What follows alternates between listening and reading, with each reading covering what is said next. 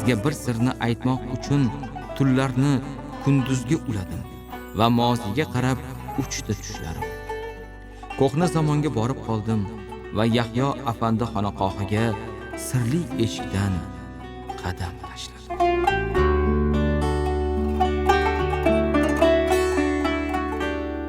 Yozuvchi Fotih Dumanning Sir kitobini o'qiganlar bormi? Unda ulug' zot Yahyo afandi hazratlarining hayotlari tasvirlanadi, juda go'zal holatda o'quvchiga yetkaziladi. Biz Yahyo afandi hazratlarining maqbaralaridamiz. Bu joy o'quvchilarga, bu kitobni o'quvchilarga yaxshi tanish va unda o'sha qadimgi kitoblarni, qadimgi yozuvlarni o'qiydigan Halil mana shu Beshiktoshni balandliklardan chiqib, mana shu joylarni tasvirlaydi. Shu joydan chiqadi Yahyo afandiga va bu kitobni qahramonlaridan yana biri Yoqub tasvirlaydiki, hikoya qiladiki, otam har kuni Yahyo afandining maqbaralarida, masjidlarida deyarli kunini o'tkazardi.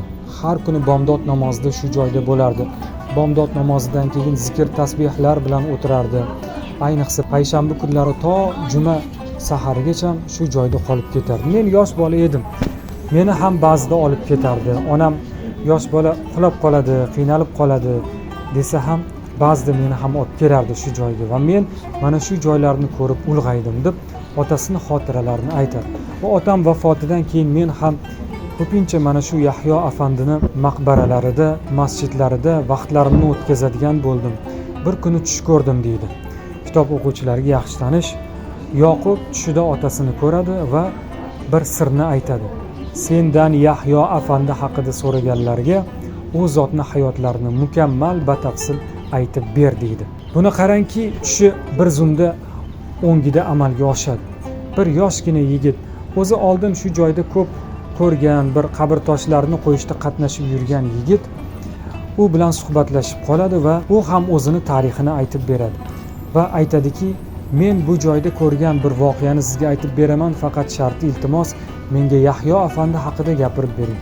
Ana shundan keyin Yoqub va Halil o'rtasida har kuni soatlab suhbatlar bo'ladi. Ular bir-birlariga hodisotlarni, bu zot haqidagi sirlarni yig'lab so'zlab berishadi.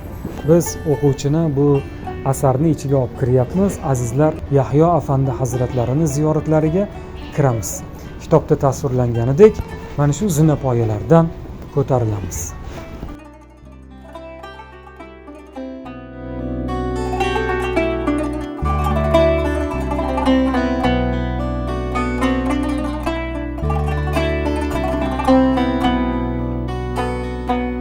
Yozuvchi Fotih Dumanning Sir nomli asari 16-asrda yashab o'tgan ulug' avliyo, mudarris, mutasavvif, shoir Yahyo afandi hayoti haqidadir.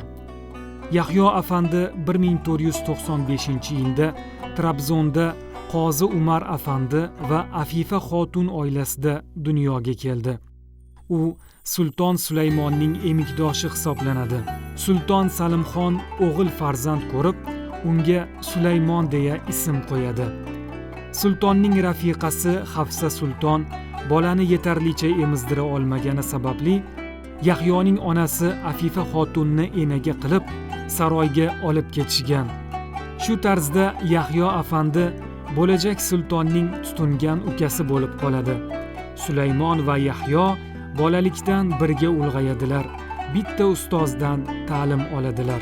Kunlarning birida ustozlari Xayriddin afandi Sulaymonga: "Sulaymon, sen bu dunyoga sulton farzandi o'laroq kelding. Yurtma-yurt, shaharma-shahar kezasan, mamlakatlarni fath etasan.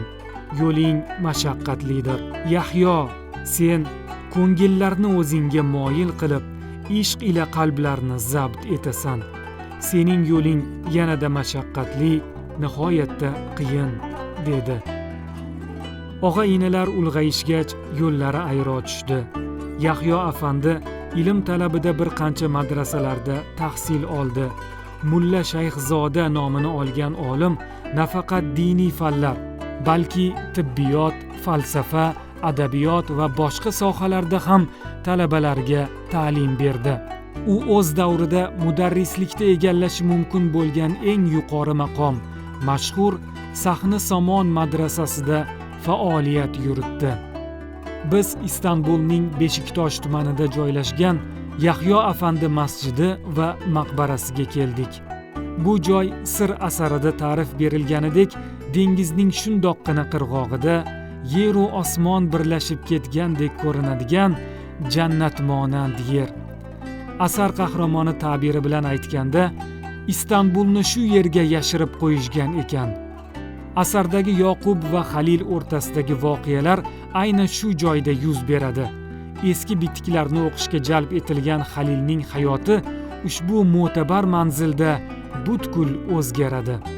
Yahyo afandi hayotidagi turli fitnalar, Sahni Somon madrasasi mudarrisligidan bo'shatilishi, ayniqsa taxt kurashlarida o'z o'g'lini qatl qildirgan emikdosh birodari Sulton Sulaymonning ishlaridan qattiq xafa bo'lib, dunyo ko'zlariga tor bo'lib ketadi. Dastlab tushida ko'rgan kimsasiz sohilni izlab topib, shu joyda qolib ketadi va keyinchalik shogird va ixlosmandlari, ahli oilasi bilan Beshiktoshni obod etadi. Masjid, madrasa, hammom va boshqa xizmat uylari barpo etiladi. Yahyo afandi 1571-yilda Qurbon hayiti arafasida o'zi qurgan madrasasida oxirat diyoriga rihlat qildi. Sulton Salim II tomonidan shu yili Me'mor Sinon loyihasi asosida bu joyda maqbara qurildi. Majmua 1873-yilda Sulton Abdulhamid II davrida qayta ta'mirlandi. Bu yerda Yahyo afandi va u zotning ahli oilasi hamda Usmonlilar sulolasining 11 nafar a'zosining qabrlari mavjud. Oshiqlar, dedi Yahyo afandi, har biringizni farzandimdek ko'raman. Bugungacha bir sirni izladim men. Sirli xazinaga maftun bo'lib yashadim. Topdimmi, yo'qmi bilmayman. Biroq uni topish uchun borimni bag'ishladim va Alloh bilan birga bo'lganning qayg'usi yo'qligini bilib oldim. Dunyo dardini dunyoga tashlab qo'ydim va undan boshqa dardimga shukr qildim. Bu dunyo bir xaroba karvonsaroydir. Bahori ham yolg'onchi bir bahordir va yashadim deganing ham yolg'ondir. Zero inson bu yerda yashamaydi, qariydi xolos.